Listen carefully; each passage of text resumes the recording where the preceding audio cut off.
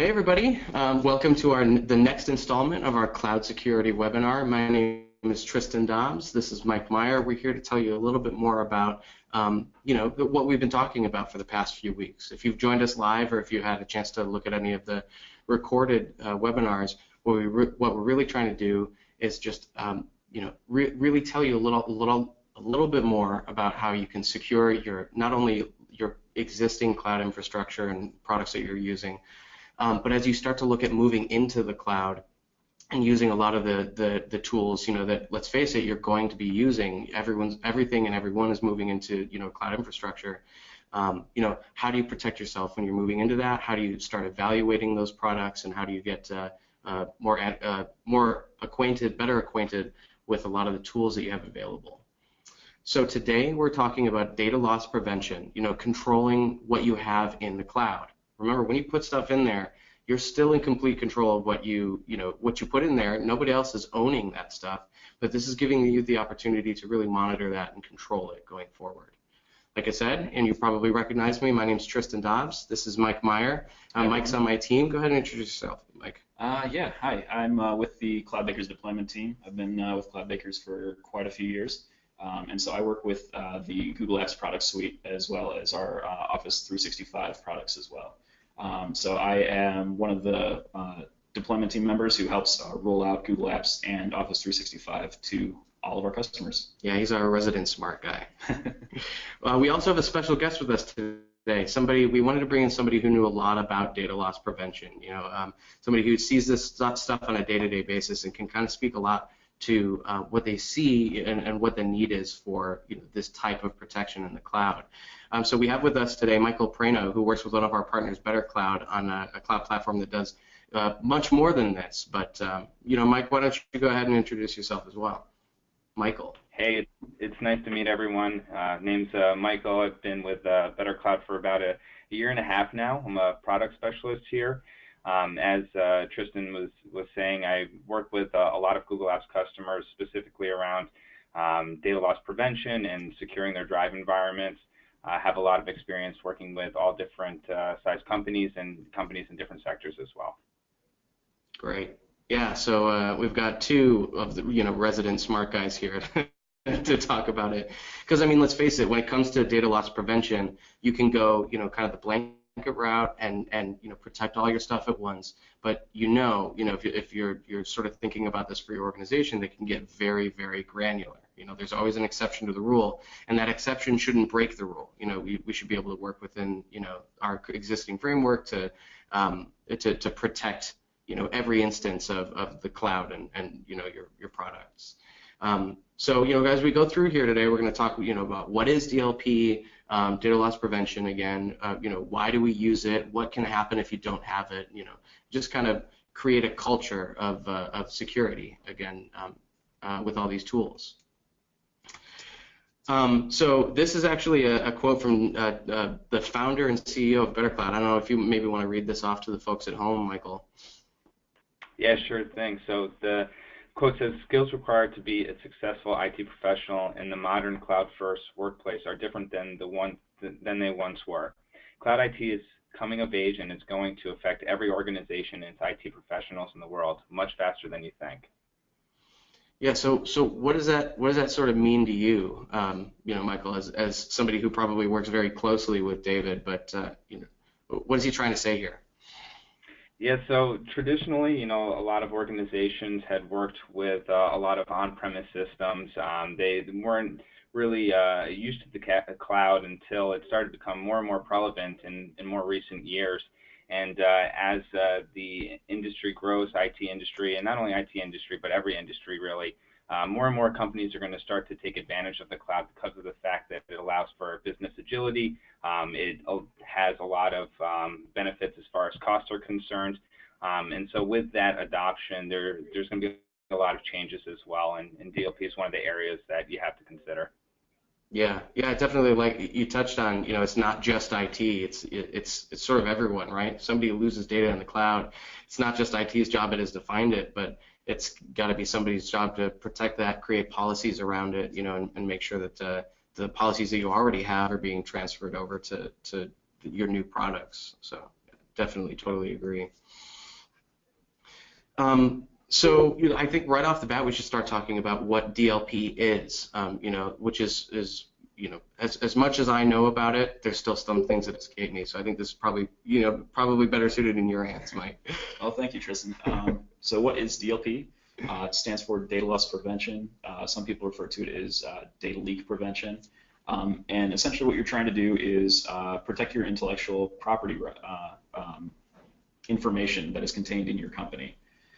So proprietary information as well as confidential information, whether that is confidential company information such as financial records or confidential customer information such as protecting your customers' either PHI, PCI data.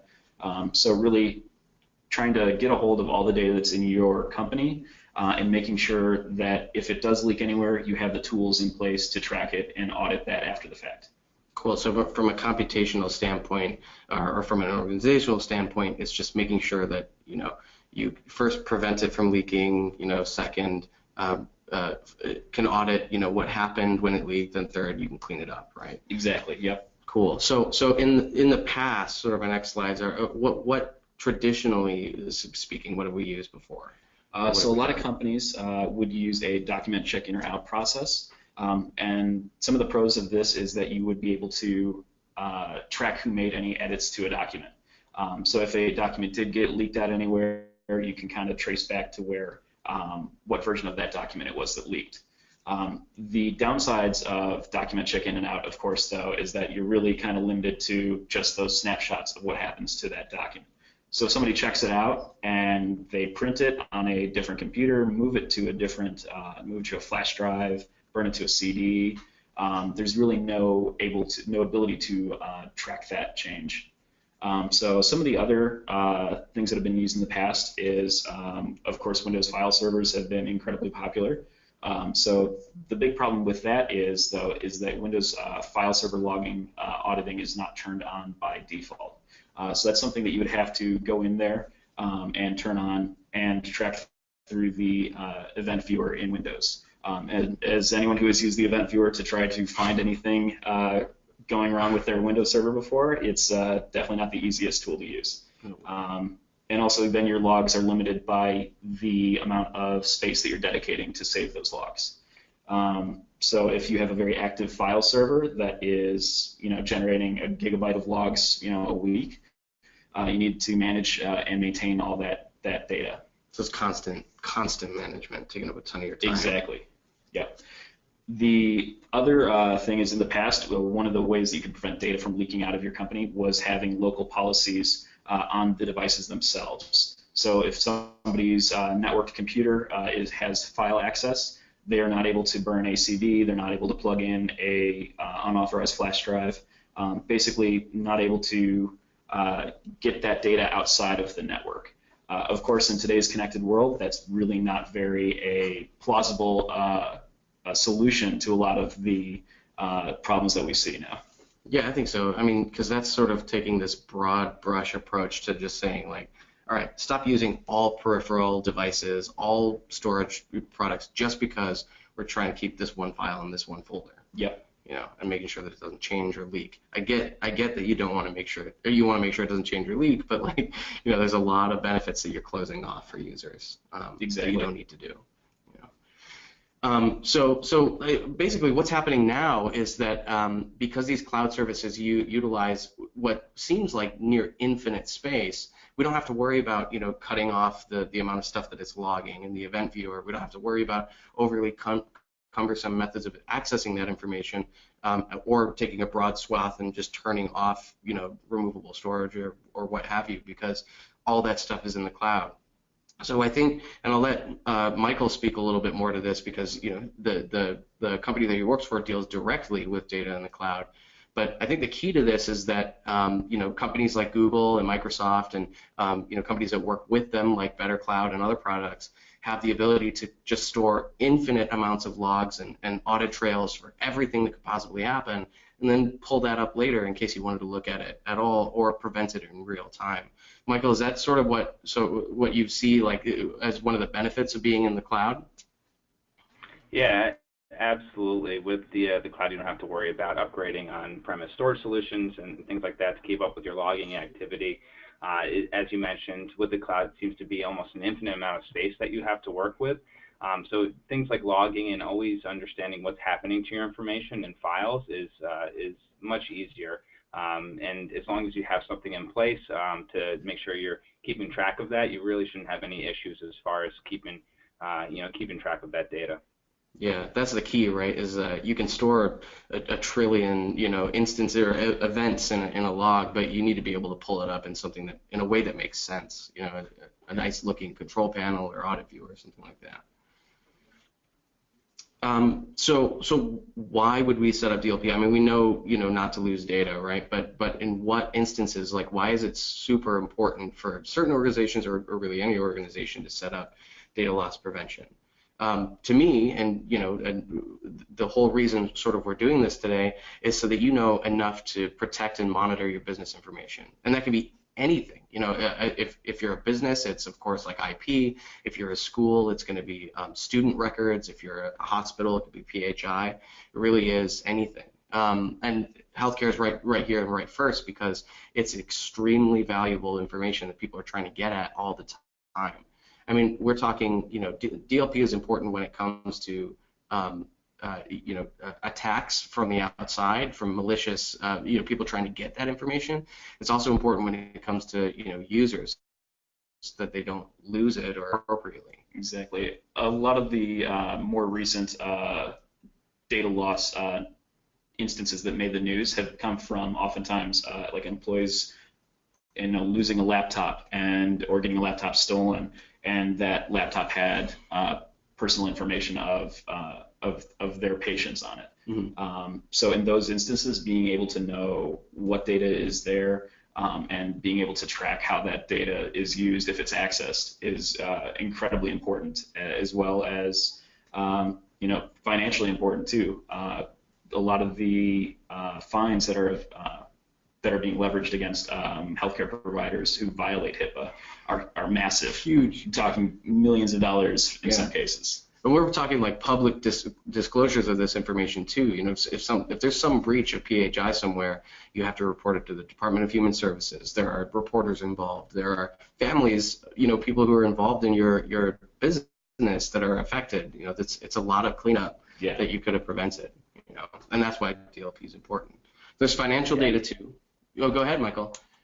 Yeah, just along that note, sometimes it's not even someone losing their laptop. It could be someone missharing a file by accident. They're not even aware of it, and then in that case, it's never even reported, and the information is just out there.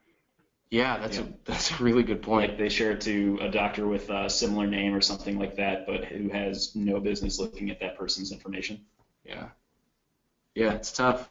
I mean, and it definitely, there's a huge, sort of propensity to do that. The more interconnected these systems are, the easier it seems to the user. And sometimes if they're not careful, something just happens, And along those same lines, with healthcare, there's also financial data. It's the same sort of information, right? It's a public disclosure. If you lose customer information, people are directly affected if you lose a social security number or a banking number, a federal ID numbers and things like that. I mean, you have to have something that's thoroughly vetted to store financial information, but then you gotta have some way of preventing people losing it once it's there.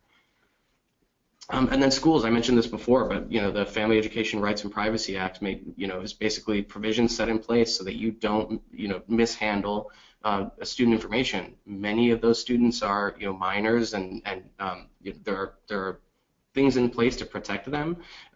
You have to make sure that your organization is matching up with that. You have a way to adhere to the letter of those that act, those provisions. And make sure that first and foremost you're not adversely affecting any of the students you're working with. And this is also incredibly important too, as we've seen more recently a lot of educational institutions bringing all their students up to the cloud, whether that's K through 12 instances or universities bringing all their students up to Google Apps or Microsoft Office 365. They're putting these students' information up in the cloud. And so there's really got to be a way to protect it, and not just protect it, but trace and see if anything has actually happened to it. Yeah, I mean, a lot of this stuff is contributing in a huge way to the student's educational value. So there's no way they're not going to do it. They're going to go somewhere in the cloud.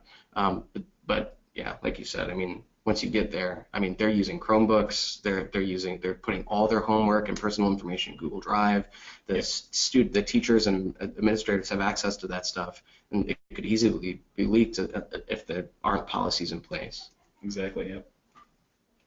And then really for any other company, I mean, no matter what you're looking at, if you're just, looking at a lawn care service, and not just, if you're looking at a lawn care service and you're looking at, a day trader on stocks worth billions of dollars, that's your intellectual property. The processes that you take, that you implement at work, the stuff that you do day to day, the secret sauce that makes your business awesome, is all, you could lose it all, right? If somebody doesn't know what they're doing, or if somebody gets a bee in their bonnet and decides to try and take that out. Yeah, and I'm sure that Michael has worked extensively also with many companies from many different industries. Would you agree with us, Michael, too, that financial, FERPA, and healthcare information are probably the biggest ones? But I'm sure you can probably give us some examples of other industries that you've worked with to protect their data too. That's a good point. Yeah, absolutely. Like you were saying, IP is just as important as adhering to PCI compliance or HIPAA compliance, especially when information is shared and, say, a competitor gets a hold of it, and then that can lead to a ton of issues you wouldn't want. So it's not just those things that you could get fined for. It's things that competitors might take advantage of. Releases you might have, and when outsiders get a hold of that, it can lead to a ton of issues for your organization.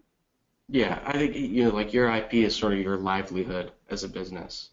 So protecting that's important. And I really don't want this to seem like a scare tactic. I think, but most of the hesitation towards moving to the cloud, people who haven't done it yet, is primarily centrally focused on, well, if I put things in the cloud, then somebody else owns it. If I put things in the cloud, then it's out there, it's on servers that I don't have control of.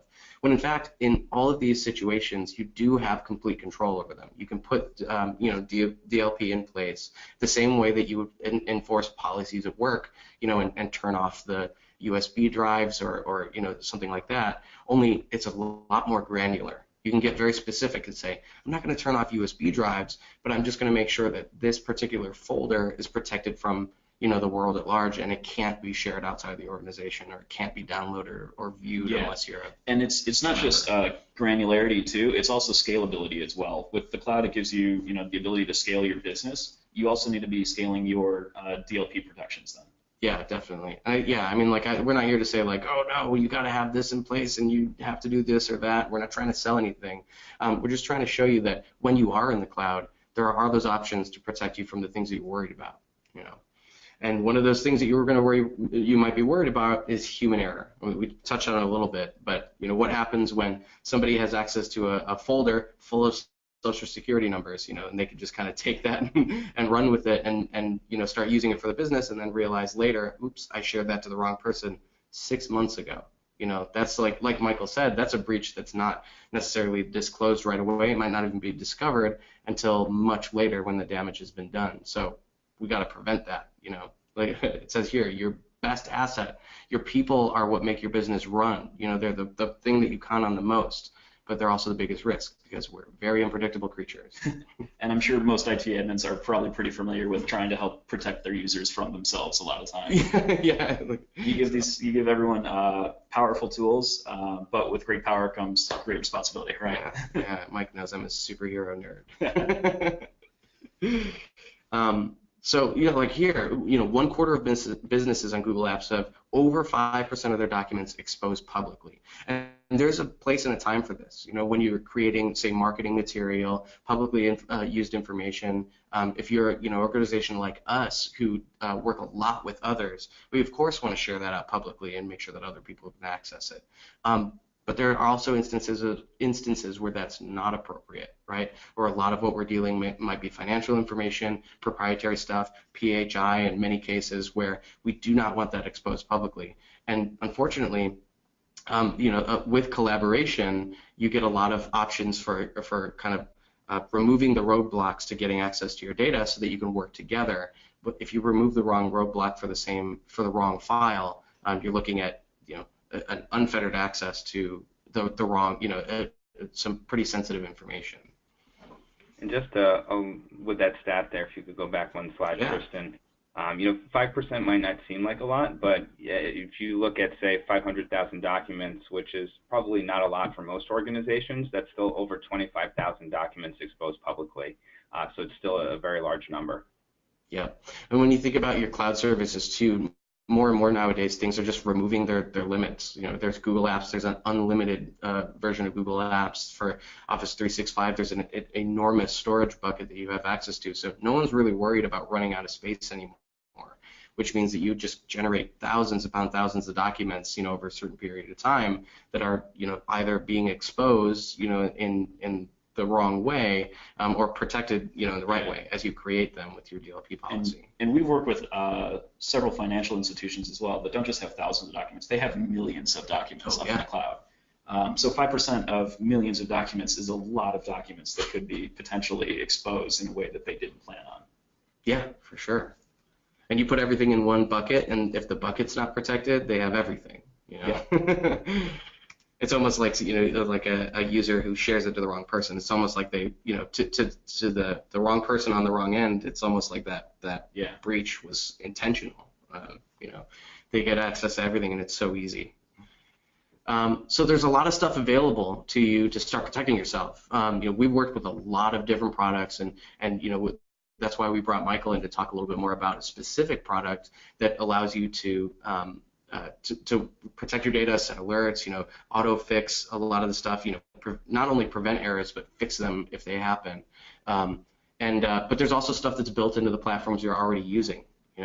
First and foremost, there's email protection. What does that, Mike? What does that mean to you? So email protection is being able to prevent emails going outbound from your company that have sensitive information, either things like social security numbers, credit card numbers, any sort of corporate personal identity numbers, anything like that. Mm-hmm. So you'd be able to set filters and set regular expressions and stuff to be able to prevent those emails from being sent by your employees to people outside the company. Okay, so let's talk about one of the bigger email providers out there, Google.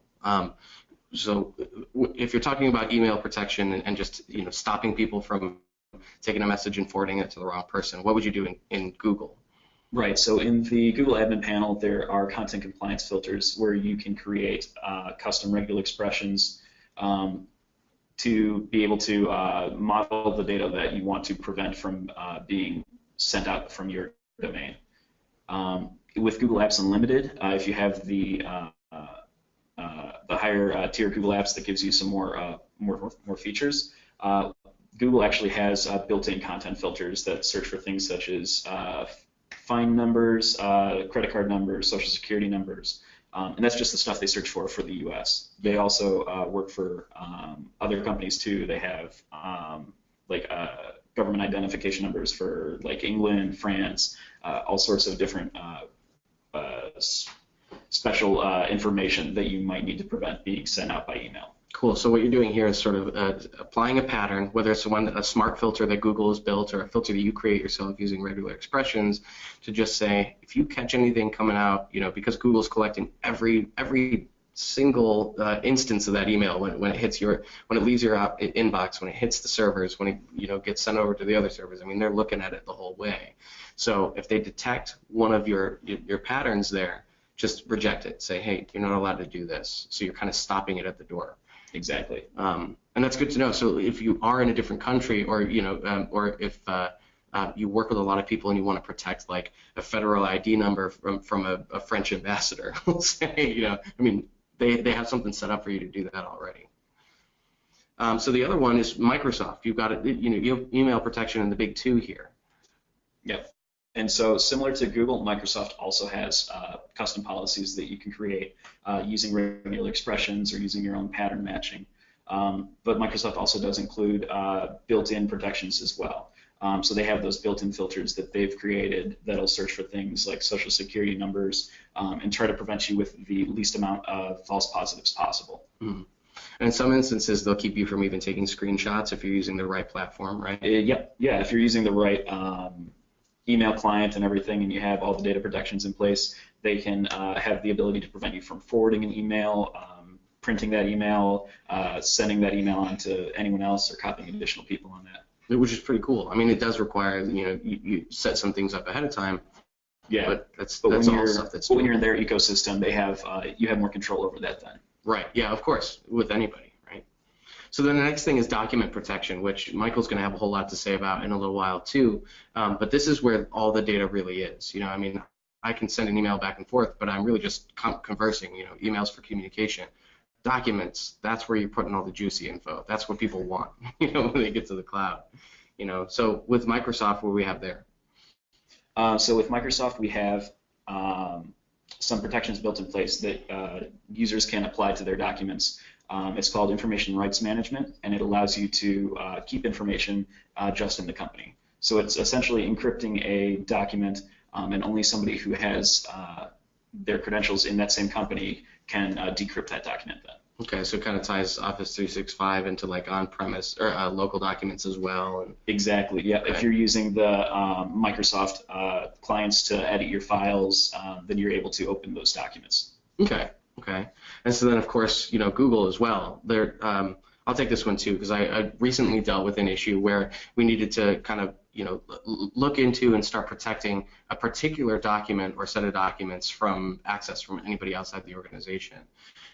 Built into Google, in the audit log there, if you're a Google Apps Unlimited customer, it allows you to set alerts for anything that happens across the board, right? Any activity that takes place in Google Drive between all of your users and the people they're collaborating with. So basically what you're looking at is saying, all right, if there's a certain behavior that I don't want to happen, let me just set an alert, okay? And Google's going to send me an email. As soon as that thing happens, right away, I'll be able to pull up that document, either fix it manually or at least alert the person who did it and say, hey, well, this was really close. But it's kind of giving you full transparency into the information you have. Yep. And yeah, we have some examples here of the admin panel that is in Google Apps for the Google Drive audit log. So here we have business secrets. Yes, our business secrets. We want to protect that. And you can see here some of the information that Google gives you, not just renaming the document, but anytime anybody edits it, anytime anybody downloads it. So you get information here that is showing you, because this document is in the cloud, it's being edited in the cloud, it's being shared in the cloud. All of that logging is staying in the cloud as well. So that way, as long as this document is staying in the cloud, you know who's downloaded it, you can see who's printed it, you can see who's added additional people on the document as well to edit it. Yeah. So this is, we talked in the way beginning about the three kind of parts to DLP, which is one, to know when something happens, two, to be able to figure out what happened, and then three, to sort of prevent that from happening in the future, right? Or in the first place. And one of the things with Google Apps that covers number one is being able to set an alert. Google gives you the ability to set alerts that can be, I don't know where that slide went to. So there we go. Oh, there we go. Thank you. Google gives you the ability to set alerts based on whatever criteria you want to set, based on that admin panel that we just saw. So anytime that a particular document gets viewed or downloaded, or a set of document gets printed, you can get alerts to specific people, either super admins or anyone else. Right. Yeah. So it's a good way of keeping track of that stuff when it happens. And then the audit log is a good way to find out what did happen. If somebody says, "Whoa, hey, somebody sent me, told me that this document was exposed outside the organization," you go, "We might not have had an alert for that, but we definitely can figure out what did happen." Again, exactly. That's the replacement for going through the event viewer in a file server. But the trouble is setting those alerts. You still need to take action after they come through, right? You get an email, but it might be too late because somebody might have received, that file erroneously, opened it up, made a copy, did whatever, kind of taking the opportunity to already steal the information. So what you're really doing at that point is still cleanup, or it could still be cleanup, So So what you're going to want to do is alert yourself, alert the user, get as many people on board as you can to fix that, especially considering what could possibly be a larger issue, and hope that everyone kind of jumps, somebody gets there in time, right? Exactly. Yeah. So I think that preventing people, that part of it really is where there's a lot to be added, right? What can you do? There are a lot of third parties that utilize the information that's already there, but take advantage of the APIs that are in place as well to prevent that, right? If I share a document to Mike with, his employee review, performance review, and I've got an alert that's saying, don't share this to Mike, but it still did it anyway, or I still did it anyway, and I get an alert later, that's all fine and good. But we need something that goes, whoa, and pulls it right back. Exactly. Mike doesn't need to see that.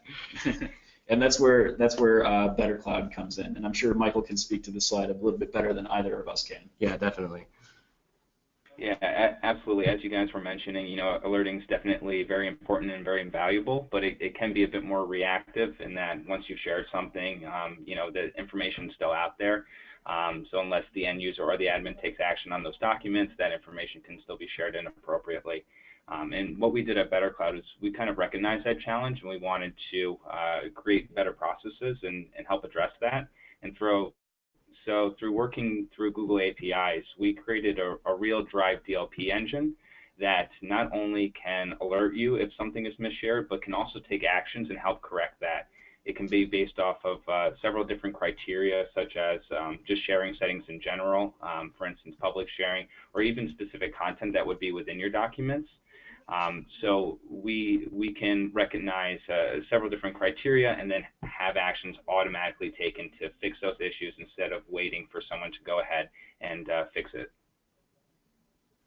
Yeah, definitely. So like we could see here on the slide, you can change the sharing permissions based on, is it a credit card number? Is it social security card number? So they have those built-in filters as well, the smart filters that Google has, even if it's got profanity, if you're a company that has an image to protect and you don't want Mike going crazy and again, you can have Better Cloud kind of sniff that out and say, well, if that happens, just change the sharing permissions, pull it back, don't let it share it outside the company or something like that, right? Exactly. And Better Cloud has some filters that Google and Microsoft don't have built in, like the profanity filter, for instance. Google doesn't really have a pre-built filter with profanity. You can create one if you want, but it's really based more on your creativity than at that point. Yeah, you're trying to. You have to know all the bad words.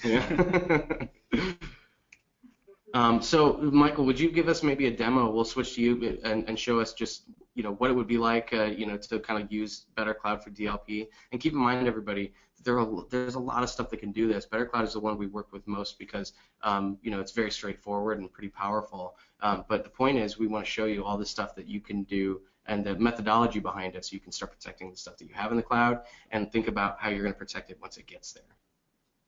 Awesome. Thanks for the intro to the demo, Tristan. Just to confirm, you're able to see my screen all right, correctly? Yes, sir. Awesome. Okay. So yeah, as Tristan mentioned, we're going to touch upon some of the Drive DLP functionality that we offer throughout Better Cloud. And right here in front of us, we have the Drive Compliance page. This is really where you would create your policies. So I'll kind of walk you step by step on how you would approach this. First thing you want to decide when creating a policy is who to apply this to. Now, this can be everyone in the organization. It can be subdomains if you have them. It can also be specific org units or even specific users. So if you need to have maybe more strict compliance policies in place for your finance side of the organization, you can apply a policy to the finance org unit. Or if you want to restrict some of the information your sales team's sharing, you can go ahead and apply it to them. Or that one guy on your sales team who just can't keep it in his account, right? It looks like you can do it per user, too, if you have a particular trouble user. Yep, exactly. You can also do it for a specific user if you need to as well. And then you can also add exceptions. So if you are applying it to an entire org unit or maybe even the entire domain, but you know that you do trust some people, maybe some people on your IT staff, and you want to have them exempt from a policy, you can always add exemptions here as well. The next thing you would do is set up the conditions for what you're searching for. And we have several different criteria here, and I'll touch upon some of the ones that we see most often.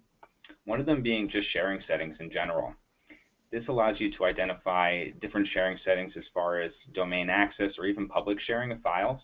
So if you wanted to search for that criteria, you'd be able to do that from here. Now you can also stack these conditions together with these and/or statements, so you can get even more specific in what you're searching for as you continue to stack these. Another thing we see often is who files are shared with specifically. And there's several different options here, one just being internal users or specific external users. But the other thing is you can also create blacklists or whitelists of external users and domains. So say, for instance, you don't want your end users to share information with their personal Gmail addresses. You can go ahead and blacklist that. Now, aside from who files are shared with, you can also search for content that would be within your documents. And we touched upon a few of the examples earlier. You can search for any kind of keyword, and that can be really anything that would trigger a red flag for you, maybe even the word confidential. We also have those pre-built regular expressions around things like personal information. So social security numbers we were talking about if you need to remain HIPAA compliant, for instance, email addresses or zip codes. We also have them for payment information, so PCI compliance if you wanted to search for credit card information. We have that pre-built for you. The profanity filter as well. I won't show you some of the specific words here, but this is quite comprehensive.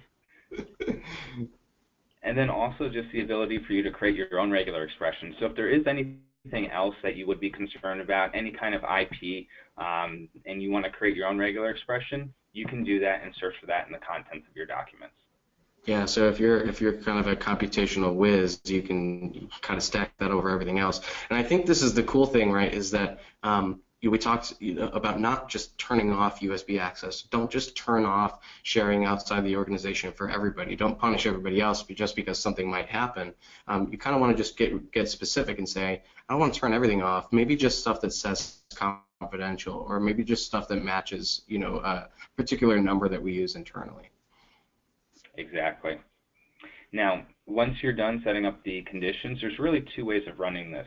First is the audit mode, and this is going to flag documents that violate your conditions, and it's going to generate a report for you to review. This is a little bit more like Google's system, where it's going to alert you if anything that shouldn't be done, and it's going to allow you to go ahead and take actions if you'd want to. You can also run this in policy mode, and policy mode is what's going to run continuously, allowing any of the actions you see here to occur automatically whenever there's a violation. So you can still decide, we want to have this flagged, we want to be made aware of this as soon as there's something that violates the conditions. You can also automatically change sharing settings of a document. So if you have a document that someone shares publicly and happens to have credit card information in it, you can say we need that automatically pulled back into our domain or made private to the person who owns it. You can also have collaborators removed from documents. That way no one externally would still have access to that information. You can transfer ownership if you need to as well. Say any violating documents, we want to transfer ownership to someone on the IT staff so they can take a look at it. And you also have the ability to send a message to the person who's violating the policy. And this is something you can customize, and it doesn't even necessarily need to go to that person. It can go to their manager, whoever would need to see it. And this way you can have this sent to them whenever there's a violation and educate them on best practices so that moving forward, they don't make those mistakes again. So this isn't just catching documents that have been shared out accidentally, but this is also trying to prevent that behavior then in the future too. Exactly. Yeah, user education is just as important. So we want to make sure that when someone misshares a file that they understand that they've done that, and that way moving forward they don't make that same mistake. And then finally, you would set the scope. You can start this policy at a specific date. If you know that you have to adhere to certain compliances, you can start this when you're starting to adhere to those. If you wanted to just simply scan all files from the beginning of time, you can do that as well and correct legacy files. Or if you just wanted to do it from this point forward, you'd be able to do that as well. You can give the policy a name. That way you can recognize it. If you want to set up a credit card policy, you can call it maybe PCI. If you're setting up a HIPAA policy, you can have HIPAA in the title, whatever would make sense to you. And then ultimately you would just save it and run it, and it will continue to take the actions you decide against the conditions that you've set up. So it's going to kind of run once against what you have, and then also work kind of in real time going forward, right? Exactly. So you don't want to have to go in and generate a report. and stuff like that. You want to kind of catch that stuff in real time and work behind the normal operations. Yep, exactly. Yeah. Well, thank you for the demo, Mike. Yeah, that was great. So yeah, there were definitely a couple cool things in there that I think are really important to touch on. One was granularity, restricting only that which you need to do, and then manage by exception. If there's anything that causes a problem, maybe expand it a little bit more. But from this panel and from other tools, you can make sure that you're not cutting off too much, right? Exactly. And it's not just, like we showed, it's not just about changing that, but it's also about preventing it by educating users too. So that's a big part, not just being the flagging as the violation, but also sending the message to the user, maybe to that user's manager, letting them know, like, hey, this is a problem. If this keeps happening again and again, that user needs to be talked to a little bit more closely. Yeah, definitely. I think user education, I think, is something that we are huge proponents of here. And if you saw our last webinar, it was brought up before with David Spiker from Aspire, who said that it's about creating a culture of security. Explaining to your users why you're protecting them in these ways. In that case, it was we were talking about two-factor authentication. In this case, we're talking about behavior with your documents and your data. Teach them why you're doing it, and they're more than likely they're going to go home and implement that at home in their personal accounts and basically tell other people about it, so kind of spread the word a little bit. So yeah, I think user education, big one. Thank you everyone for joining us. I think we went through a lot. What it is, why it is. I want to appreciate everyone for jumping in here. If you have any questions from here on out, we'll take questions in just a second, but absolutely feel free to email us at chrome@cloudbakers.com with myself, Mike, Ashley, who you've seen in other webinars. We all hit on that stuff and get you an answer right away. If you're interested in seeing more, let us know. But thank you again for joining. We'll take questions in just a second after we cut off the recording. We'll see you next time, everybody. Thanks, everyone.